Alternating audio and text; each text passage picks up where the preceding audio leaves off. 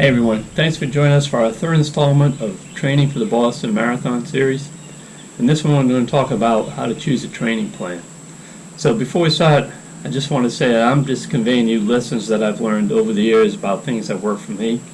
So there are people out there whose job it is to develop training plans. I've talked to them, I've read a lot of books and articles about it, and I've talked to a lot of different friends and people about what works for them. Because you can learn something new from everybody, and so I try to get information from as many sources as possible, then find out what works for me. So you're going to find that most training plans follow the same basic pattern: a series of weekly runs that have some percentage of speed worked in, maybe about 20%, and then usually a long run on the weekends. So there are many different sources of training plans. The probably two biggest mainstays that everybody knows about are the Hal Higdon and Jack Daniels. Those are on the internet, they're free. They have training plans from 5Ks to marathons and for every level. They have them for walkers, beginners, intermediate, and advanced. And really the difference typically in the levels is just how many miles that you do each week.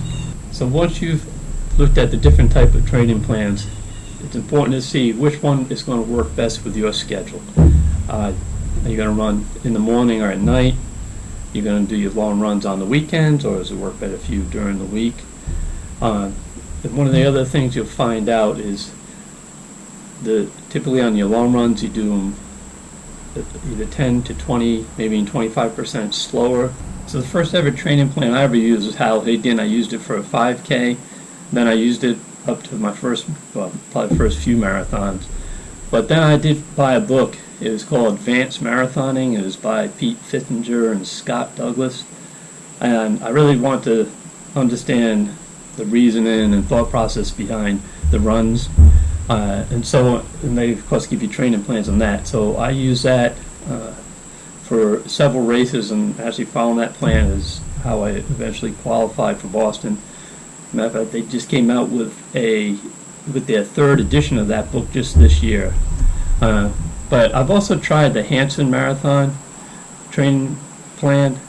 Desiree London, who just won the Boston Marathon, well, she won in 2018. She's a member of the Hanson training team. And for that plan, you don't run as long a weekend run or weekly long run, but your weekly mileage in between those runs a bit, you do more miles, with the idea being that you have more cumulative fatigue is the term they use for when you do your longer runs. I also tried this marathon training that uses a heart rate monitor. It's an interesting concept, and I liked it, but I found my Garmin doesn't seem to. It usually does all right with my heart rate, but then I notice it just jumps around, so it doesn't always capture it probably as well as I'd like. So I tried using a heart rate monitor, but after a couple of weeks I just was getting a rash, and so I never was able to follow through on that training plan. But I like the idea of it. And then the other one that I have his book, and I'm going to give it a shot. It is called the Matt Fitzgerald. Well, Matt Fitzgerald wrote the book, and his training plan. It really focuses on time on your feet.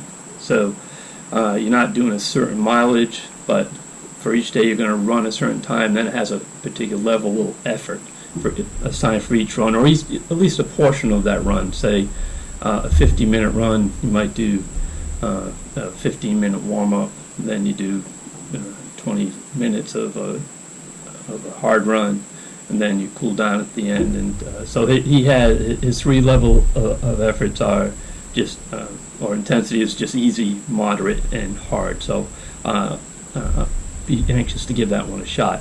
But for this particular marathon, I decided to go back with what worked for me the first time, and that was the Advanced Marathoning training plan. Excited to see if following that plan is funny. When you sometimes when you're following those plans, you're not sure if all the running you're doing, if you don't always meet all your goals, or you're not going as fast. You have good days and bad days, but You just have to have faith in the plan and that it's going to work. So it's really important during your runs to also try your different fuel and nutrition that you're going to do during your runs. Not only during runs, but what works for you best before you run. For instance, in the morning, do you want to just get up early enough to have something more substantial meal, and how much time do you have to give yourself to digest it? Want to get some coffee down the hatch? How much time do you need to let that work its way through?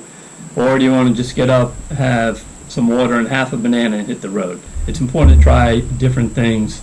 I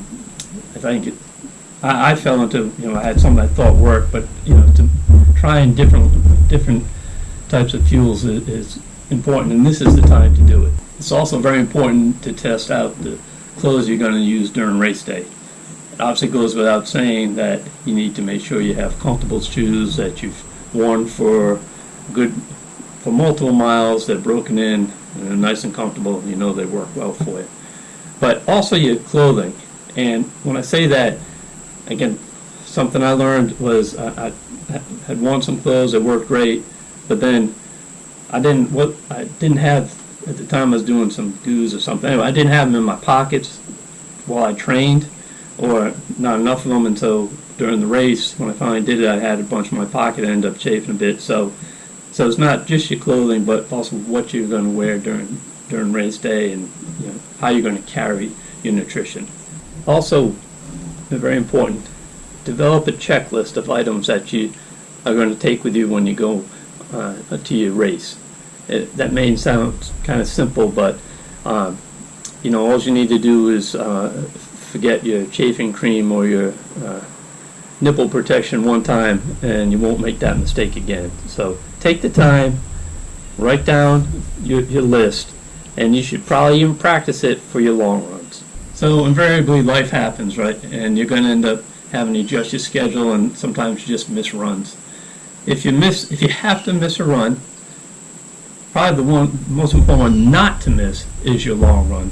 Most everything I read said, try and keep that one. As you keep running, you're going to find there's certain things that work for you. So don't be afraid to take those changes and incorporate them into your training plan. Ultimately, you're going to have your own customized training plan. Some of the things that I've learned over the years is I definitely prefer running in the morning. If it's not a long run, I usually just will have half a banana and some water, and I can have that almost 10 minutes before I go, and I'm all set. If I'm doing a longer run, I need to make myself eat the whole banana, and also have like a nut bar or something, and even some coffee. And I'd like to finish that at least half hour before I start my run. One thing also, which is very important, and I still struggle with, is having nutrition and fueling myself kind of in the beginning portions of a race where I really don't feel like it and I don't feel a need for it. If you wait until you feel like you need the nutrition, then it's too late. You need to start early in your race, and this is particularly if you're doing a marathon. Or perhaps a half. I normally run on my own, but I'd certainly like to mix in some group runs, especially on the long runs. It makes it go by a lot quicker. If we're doing a speed workout, I need to do that in a place where I'm familiar with, and I know the scenery, because if it's someplace new with different scenery, I end up I'm always looking around and just observing wherever I am, and I kind of forget about trying to keep up my pace. So I'm always trying to learn new things, and the easiest way to do that is just to ask friends and people who you're running with. And so, since I'm doing the Peach Creek with a big group of folks from the running club, in our next video series we're going to go ahead and ask them what their goal is for the marathon, what training plan they're using, and what motivates them to run. And we'd be interested in knowing what training plans you use. So feel free to put them in the comment section down below. And thanks for watching.